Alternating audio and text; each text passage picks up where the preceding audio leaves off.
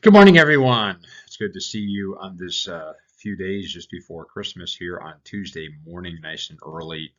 And I certainly just want to show you in the satellite picture what we have is it looks clear, but there's a lot of low clouds in our area right now, and just really not a lot's going to be happening. As you can see in the radar, there isn't much happening there as well. Just those kind of clouds are kind of stuck, kind of at a lower level, and they'll take time to kind of for the high pressure to dry them up.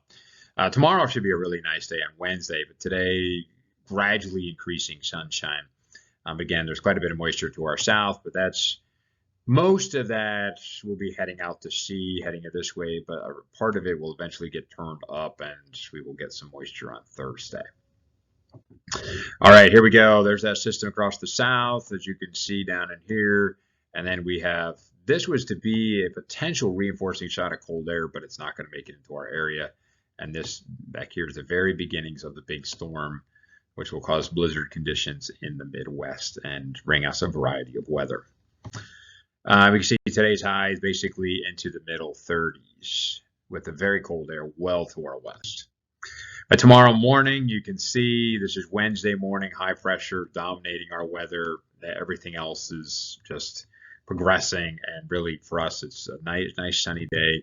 Temperatures into probably getting near 40. I mean, it's not bad. I mean, it's a little seasonally cool, which, or actually very seasonal, to be perfectly honest. That's very seasonal kind of weather for this time of year. So it'll be, just figure it, hey, this is typical. Then on Thursday, what we see is that this system here, this frontal system, this Arctic boundary is advancing, and there's a wave going to be developing along it, and that's going to turn into a monster storm. But you're going to have very strong high pressure here over 1060. That is really strong. That's challenging. That's not record breaking, but it's getting up there pretty high. So that's really, really cold air. And you see a bunch of moisture here beginning to gather and surge northward into our area, but there's still some residual cold air. You can see here the depiction by tomorrow afternoon, Thursday afternoon, excuse me, is that there possibly by 1 o'clock could be some snow that has broken out late morning, mid and late morning in parts of Pennsylvania. It's possible if the moisture gets in here soon enough that we actually could have a little bit of snow in the beginning. It will not last that long. It would then flip over to rain. There could be a touch of freezing rain, so just be kind of wary of that as well. But again, if it doesn't get here until afternoon, after lunchtime, then don't have to worry about any of those. So if it comes in earlier, we'd have to watch that. Not a big deal, but still just something to be wary of and to be alert to. And then the rain comes in and it becomes heavy rain during the night, Thursday night. Looking at probably between 1 and 2 inches of rain. Now, Thursday's high, just in it's going to be a raw day Thursday. Temperatures starting off in the in low 30s and gradually rising to near 40 by the end of the day, I would think, and then actually continue to rise during Thursday night. And then what we see here is the system really winds up. You got some potential light snow on the backside of that front, which is just arcing through here like this. Really, just a major front crashing through here. And then you can see, but by afternoon, a secondary wave develops. If that wave kind of here develops, what happens is you're going to get some snow moisture to stay on the backside of that front, and we could get into a little bit of snow. Not talking about a lot, but we could get into that. That's if that happens. I'm not convinced it will, but it could. This is a setup that could do that. And you can see, but it's going to be dramatic no matter whether we get snow or not, because we're talking about temperatures 7 o'clock in the morning, 50 degrees. Yeah, could be higher. By by like early afternoon, we're down below freezing. Yeah. And then by evening, we're down below 20. I mean, it's a dramatic change. So there will be water freezing in places, so be careful of that.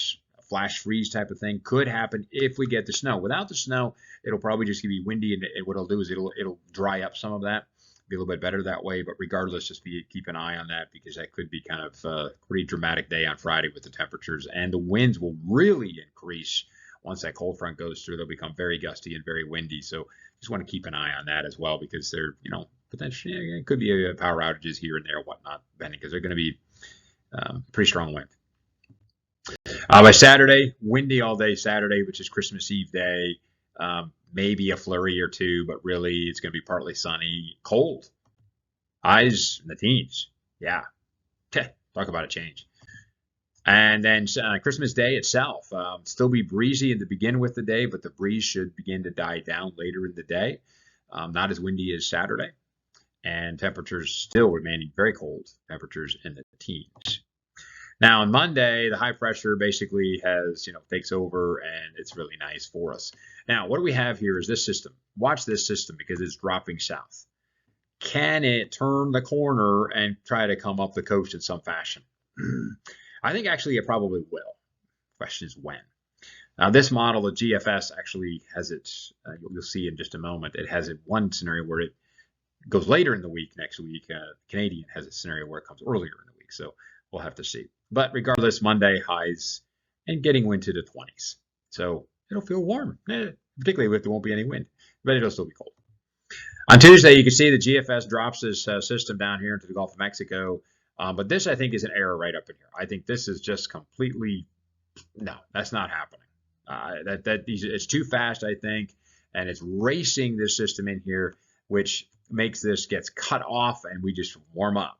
See, what it shows is that high pressure is still in control here on Tuesday, which I agree with that, and temperatures warming up to about 30 degrees. But the GFS, as you can see, it just blasts the system right across. So the warm air is just surging this way, and it's just kind of getting cut off down here. I just don't think it's going to happen. So I basically take this and say no. Instead, I'm thinking maybe it's more like the Canadian, but I'm not so sure if this is right either. But you notice there's no storm up in here. Where's the storm? It's a weak system. And so then you actually have a better developed system down to the south. The Canadian then, as a result, brings a snowstorm for us. I don't know if that's correct either.